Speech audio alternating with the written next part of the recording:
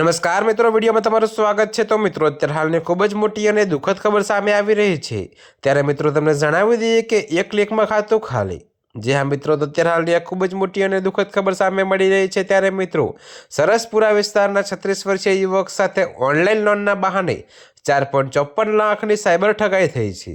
જો કે મિત્રો, 18 જાન્યુઆરીએ યુવકે એક ખાનગી ફાઇનાન્સ કંપનીમાં લોન માટે અરજી કરી હતી।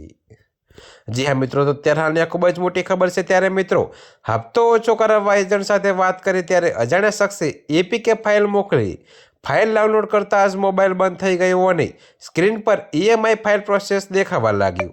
જો કે મિત્રો, એટીએમમાં બેલેન્સ ચેક કરતા ખબર પડી કે ખાતું ખાલી થઈ ગયું છે। જી હા મિત્રો, તો અત્યારે હાલ માટે આટલું જ। મળીશું નવી અપડેટ સાથે। અને જો તમને અમારા વિડીયો પસંદ આવતા હોય તો વિડીયોને લાઇક, કોમેન્ટ, શેર અને અમારી ચેનલને સબસ્ક્રાઈબ કરવાનું ભૂલતા નહીં મિત્રો।